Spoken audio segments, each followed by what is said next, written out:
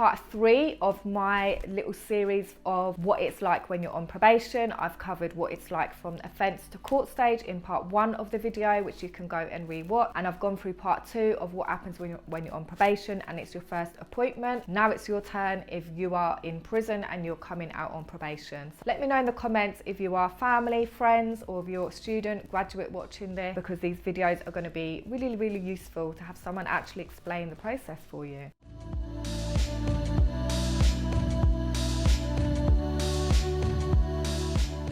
Ideal standard is that when you are in prison, you will have a prison probation officer and a community probation officer.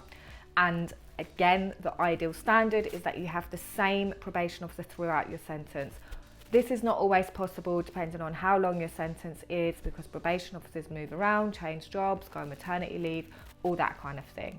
But when you come out, you should at least have had a visit from your probation officer or had some kind of contact. The ideal standard is that you would have had a visit and you actually know your probation officer, because you will be preparing for your release plans when you're on the inside, so you know what is expected. I keep referring to this ideal standard because I know, because I worked in probation, I know the challenges with staffing issues, and that ideal standard cannot always be met.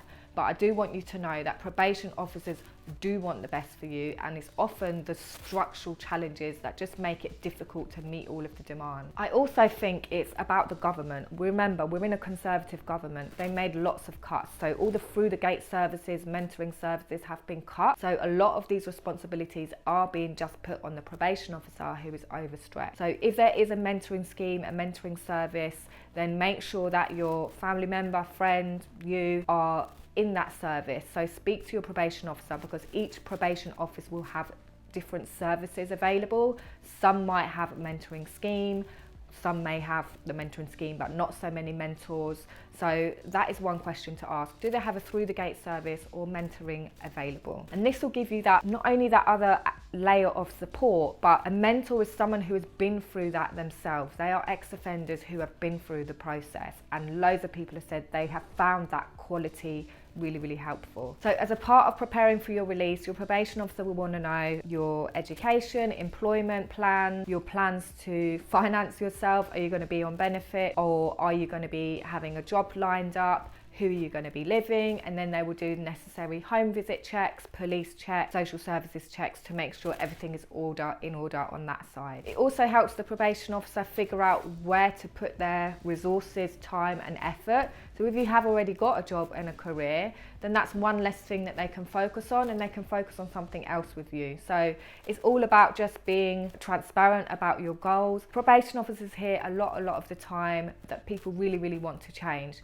And we know that it's easier to say this, especially when there's so much challenges actually when you get out of probation. And we know that you don't have to tell us all the time. Make sure that you actually subscribe to my channel, because I share everything about being a probation officer that I think will be really beneficial to you.